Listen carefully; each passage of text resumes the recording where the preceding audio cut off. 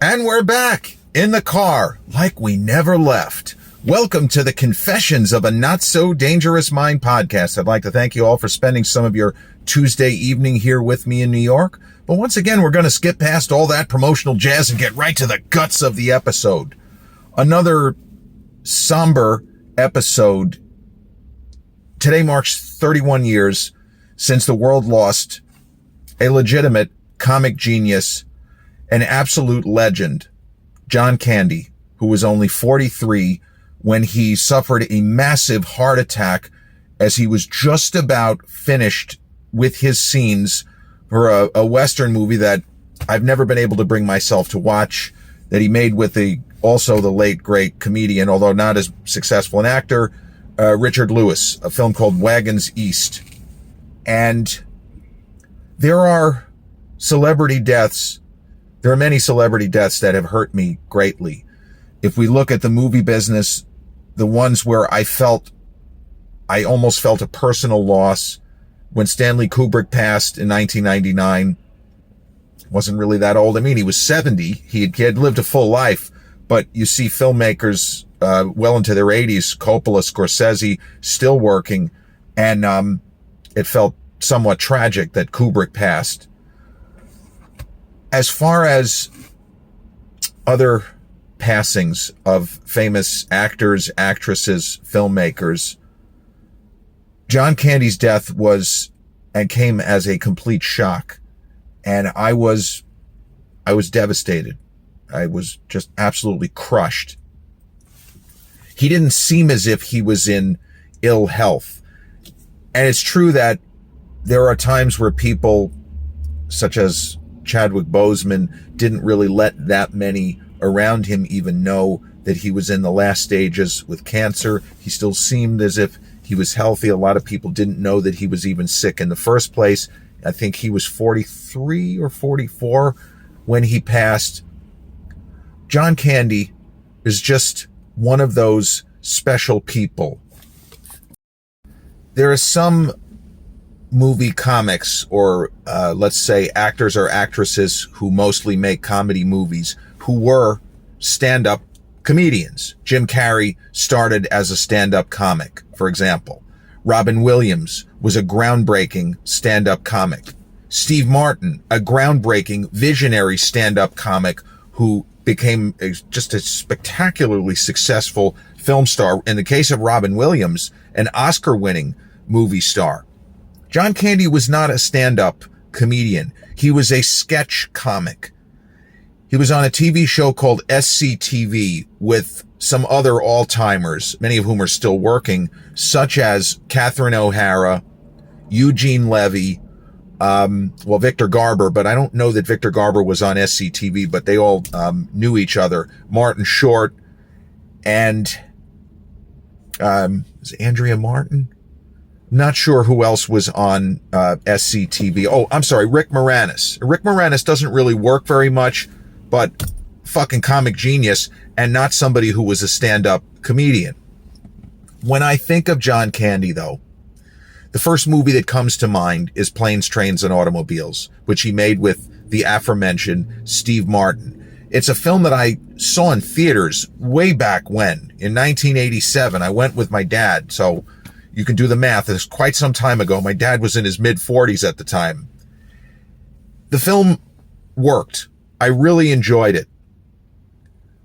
But unfortunately, because John Candy is gone, it hits different. Even though there was an emotional wallop seeing the film back then, for all the laughs and all of the kind of comic antagonism between Steve Martin's character, Neil Page, and John Candy's goofy but ultimately tragic Del Griffith, the shower curtain ring salesman.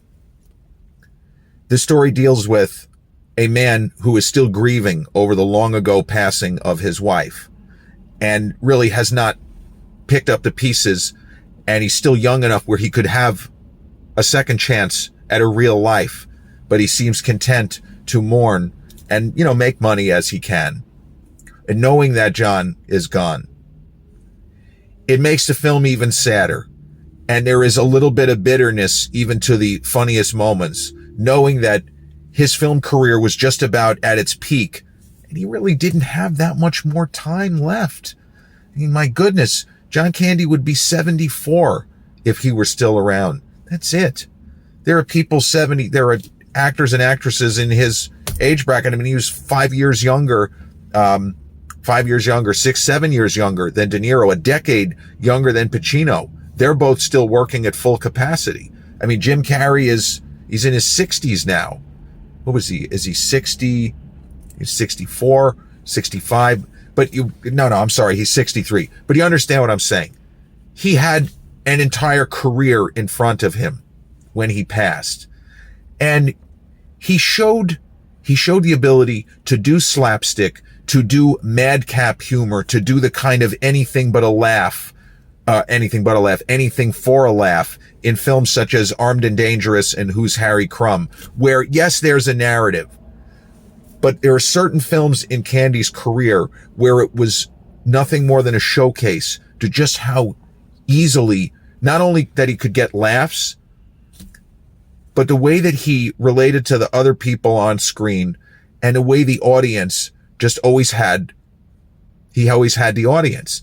And there are films where he is a supporting character and he just steals the movie like it's nothing, where he's what you remember. Even a smallish role like what he does in Rookie of the Year, a film that was, given the fact it's 1993, and that to me is the greatest year that Hollywood ever had, that was a surprise hit that a lot of people were not expecting. They thought there was a chance in the kind of mostly pre-internet era of 93. The prognosticators thought maybe this could be a sleeper hit, but it wound up being a way bigger hit than anyone expected. That was a film where the Thomas Ian Nicholas character, he's a regular kid, he's living in Chicago, huge Cubs fan, and he has this strange accident where he breaks his arm, and the arm sets in such a way that he could throw 110 miles an hour. And so it's a fantasy. It's a baseball film. It's a fantasy.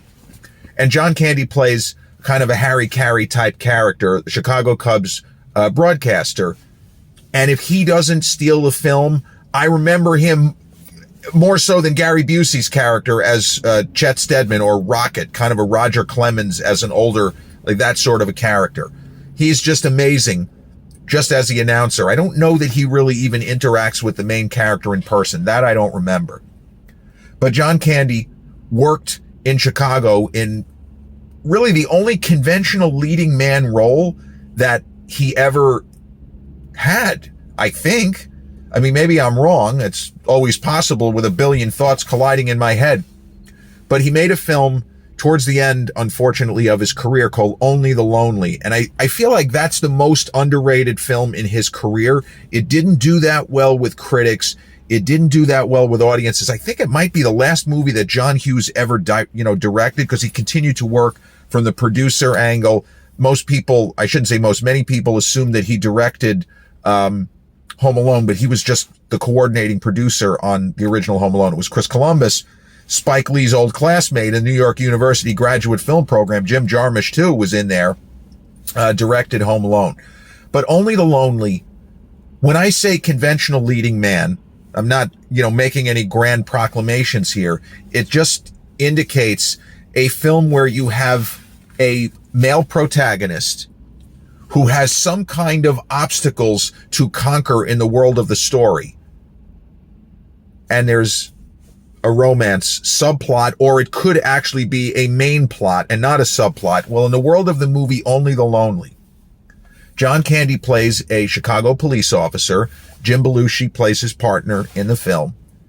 And he meets a woman played by Ali Sheedy, an actress I really liked in War Games, the John Badham film with very young Matthew Broderick and Dabney Coleman. What a great movie that is. I mean, that's one of the best films, a kind of under-rep great films from the decade of the 80s. But Ali Sheedy plays a mortician in Only the Lonely. And it's the kind of film, it's sort of a romantic comedy, but there are more dramatic elements than you would expect.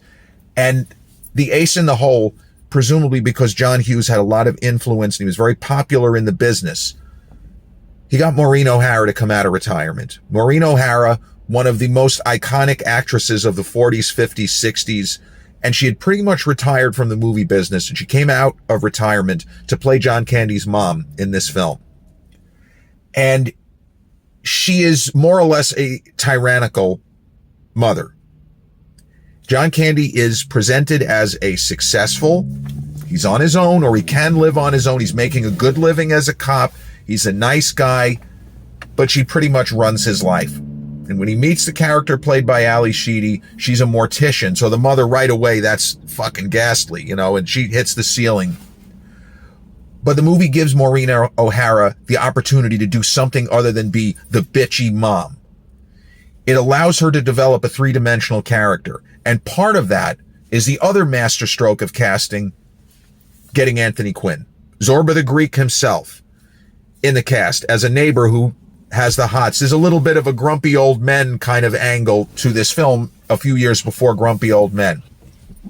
In the Candy filmography, Only the Lonely is not in the upper register, but it shows that he could do more. He had more in him than he was usually asked. You look at, for example, trifles such as Who's Harry Crumb, a film I must have seen 15 times, HBO and Cinemax. They just ran it in an endless loop in the 1990-91 era. You just watch it over and over and over. But his peak era, I would say the first film of what you could argue is his peak era is Splash, opposite Tom Hanks. A film that I want to like more than I do. It falls apart in the third act. I'm sorry. I believed that from the first time I saw it. What is presented as a happy ending to me is horrendous. It's the worst possible outcome you could have, and I'm supposed to be cheering? 2 thumbs down. But John Candy, and to some extent also his buddy that I mentioned, Eugene Levy, they steal the film from the stars, Daryl Hannah and a very young and rising fast Tom Hanks. And it's one of those kinds of stories where the supporting performers take the film from the lead. Because Tom Hanks is Alan Bauer, he's not really that interesting. And Hanks was still finding his footing as far as trying to play both comedy and drama. He had been a sitcom star. He guest starred on Family Ties, very, very solid as Uncle Ned.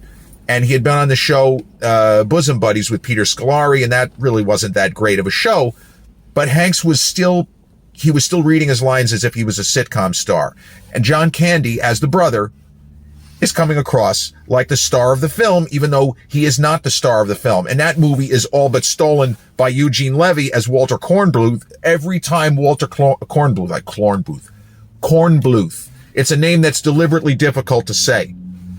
Eugene Levy and John Candy walk off with that film. They are just dynamite in supporting roles. Most of the laughs are generated by them.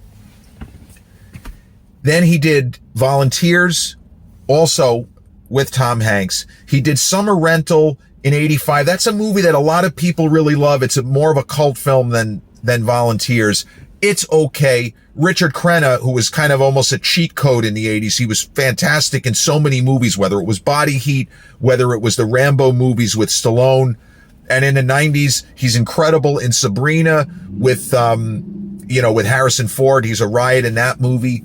But my favorite kind of undersold John Candy film and performance is Armed and Dangerous. That's 1986. And John Candy lost a lot of weight in between Summer Rental and Armed and Dangerous. And this is where it gets dicey when you start to assess a person's career and the reasons why they do or don't do certain things. John Candy was not somebody who was oblivious to his health, and he lost a lot of weight. If you look at him in Armed and Dangerous, it's the smallest, quote unquote, that he was. I think that he's smaller there than he even was in Stripes when he was so young. I forgot to mention that. He practically steals that film from the stars, Bill Murray and Harold Ramis. He is incredible. He's going to be a lean, mean, fighting machine. His little cameo in National Lampoon's Vacation, the sequence at the end with Chevy. But Armed and Dangerous, he plays a cop who uncovers a conspiracy and unfortunately pisses off the wrong people and he gets thrown off the force. And he ends up working for this kind of horseshit security company that's also corrupt. I mean, you want to talk about a paranoid film from a comedic perspective. Everyone in the movie is corrupt except Meg Ryan as the female lead, Eugene Levy's character, and John Candy's character. Frank Dooley is the name of his character. That's another film where the story is mostly just there so that John Candy and Eugene Levy can make us laugh. And I remember when, or I should say reading the Newsday review, which I didn't really agree with. They liked the film. The Newsday critic, I think it was Jack Matthews at this particular juncture. He liked it, but he thought that it needed to make a decision to go either it should have been more of an action film or it should have just been a full-on comedy. I completely disagree. I feel like that film has a perfect balance. It's a movie that could not be made today. It almost revels in how offensive. Whole chunks of the film are beyond problematic, super offensive. But if we allow ourselves to kind of step outside the box and say, I understand I shouldn't be laughing. It's like those memes that we see and those reels we see. If you laugh, you owe whoever sent this to you $100. This movie is made up of that. It is one moment after another of, you know, you're not supposed to laugh, but you can't help it because Levy is a scream and Candy is also a scream. He lost a lot of weight and there were people in the industry. This is not criticizing. This is just a reality of the business. There were people in the industry that kind of suggested to him that if he ended up looking like every other person in Hollywood, he wasn't going to work at the same rate, that he probably was not going to continue to get the same kinds of roles. And the weight started to come back on. And you look at him from Armed and Dangerous to Planes, Trains. Planes, Trains was probably shot around a year later, maybe even a little less than a year. I'm not quite sure about that. You know, back in the day, nowadays, this information is much more readily available. Back then, it wasn't quite as, oh yeah, it was this film shot was here, they filmed it there, and the dates were here. Not everything was recorded back then the way that it is today. By the time of Planes, Trains, John Candy, if you compare the two, he's significantly bigger. And he was very heavy for the rest of his life, the remaining 7 years. And the reality is that there are plenty of people where that doesn't necessarily mean that the risk of mortality, especially in your 30s and 40s, it's not necessarily sky high. But in most cases, it's not healthy. So we don't really know if doctors told him that he needed to lose weight or that he had some kind of a heart condition that needed to, I have no idea. This also would probably be something that people would be talking about to a greater extent now. But he continued to do really good work, even in trifles like Brewster's Millions, which was also 1985. I forgot, man, he was busy. He was almost as busy during this era as Steve Martin was during his kind of glory period from Three Amigos through Grand Canyon in 91, where Martin made so many movies, you wonder if he even took a day off, let alone a week or 2 weeks. But Brewster's Millions, imagine Richard Pryor, the Richard Pryor, a good film actor on top of, speaking of, groundbreaking stand-up comics. I forgot about him, but he was a stand-up comic who became a pretty decent film actor. You know, he had his moments, Uptown Saturday Night, among others. But Brewster's Millions is supposed to be Richard Pryor's film, and John Candy just walks in and walks out with the movie on his back, and he's the most memorable character in the film, and most of the quotable lines are not even Richard Pryor, they belong to John Candy. He just had a way, that ability to engage with the audience and make the audience like him, and he just had that quality where the audience just automatically liked him, even if his character on the page was not necessarily likable. Because, for example, in Planes, Trains, Del Griffith, it's not that he's abrasive, but he never stops talking. And a little of him goes a long way is how you might describe it. And we can understand why Steve Martin's Neil Page gets so frustrated. He doesn't like this guy from the first. The guy stole his cab, and then they end up sitting next to each other on the plane, and it goes from there. We get why Neil Page is so frustrated and agitated, but there are two moments in that film that are extraordinary for John Candy. The first one is when they're in a hotel room the first night where they have to kind of bunk together because of this weather-related disaster where flights have been canceled. And Neil Page really lets him have it. And it's great work from Steve. And also Steve Martin allowing himself and his character to look like a real asshole. It's one thing to get on somebody and say, hey, let me have a quiet evening. But he goes way past that and begins to insult Johnsdale Griffith in a way that isn't necessary. There's no reason to do it. There's no reason to humiliate this guy. Don't do it. But he does it anyway. And the look on John Candy's face. Now, we, at this point in the story, don't know about his wife. We think that he is married and, at some point he's going to go home to his bride. The look of hurt on Candy's face is it's almost gut-wrenching. And even if we were kind of with Neil Page getting upset that this guy won't stop and just let me have a night, just let me calm down and let's just be quiet, we start to actively dislike Neil Page. And I don't know that the screenplay reads that way, but Candy's reactions, because we innately like him, because it's John Candy. Who didn't love that guy? It hits different. And then there's a moment at the end of the movie where he sees, I'll try not to spoil it, but he sees a kind of domestic bliss in front of him. And it is a happy moment in the world of the film. But we know that this guy is not going home to anything like this. And he registers a certain level of pain on his face. And it made people cry in 1987 and now even more so. And it is just beautiful control of the face and control of emotions where he's not getting tears from the audience by emoting, just by being John Candy, by being that likable performer that he was. And yeah, I think Planes, Trains, and Automobiles is probably his most well-remembered film. It's a holiday staple. It kind of applies to both, Thanksgiving and Christmas, even if I think it's Thanksgiving. It's a Thanksgiving movie, but it's the concept of family and togetherness, and in the world of that film, camaraderie and kinship. He did a lot of movies that really weren't very good. As I say, Who's Harry Crumb is entertaining, but it's not very good. The movie that he did called Delirious, also not good.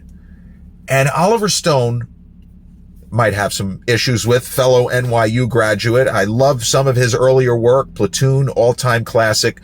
My favorite Stone film is JFK. Even though a lot of it is gobbledygook, it's ridiculous, but I think it's absolutely brilliant and riveting cinema. And nothing to do with John Candy. The scene in that movie between Kevin Costner and Donald Sutherland is in the top 5 greatest scenes in the history of cinema as far as I'm concerned.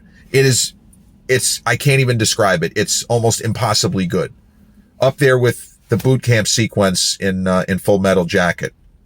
But Oliver Stone rolled the dice, and he had a role of a real guy named Dean Andrews. He had an idea that he was going to use John Candy in a dramatic role. And damned if John Candy doesn't deliver in his one scene opposite Kevin Costner's Jim Garrison, a real guy who was an actual district attorney at the time.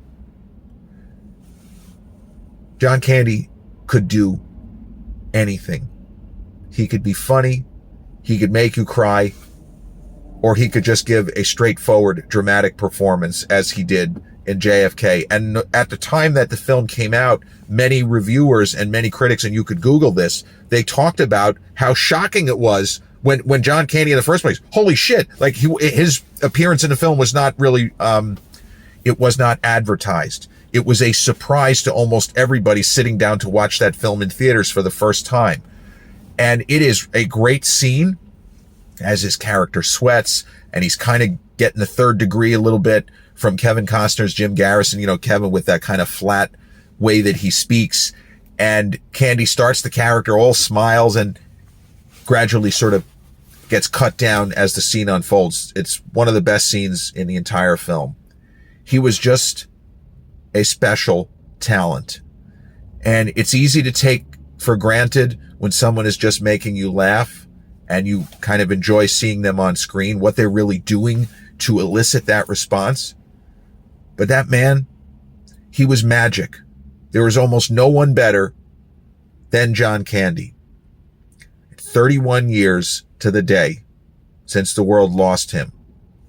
And there are people like me, there are a lot of Gen Xers, I'm not the only one, that almost felt like he was part of the family. As idiotic as that sounds, that's how much of an impression he made, even in the little cameo as Gus Polinski in Polka, Polka in Home Alone. It's a highlight of that film when he shows up with, again, his old pal from SCTV in the days back in Canada, Catherine O'Hara. Just a marvelous talent, and by all accounts, a really good guy. John Candy, gone 31 years today, but never will he be forgotten. This has been episode 459 of the Confessions of a Not So Dangerous Mind podcast. I'd like to thank you all so much for spending some of your Tuesday evening here with me in New York. If you check out this episode on the YouTube channel, haven't done so already, please click like, subscribe, comment, share, turn on those notifications. Or if you catch this episode on the audio platforms such as Podbean, Spotify, iTunes, or the others in which we're hosted, same general rule applies. Click like, subscribe, share, and turn on those notifications. I'll be back with a new episode real soon. Till then, peace.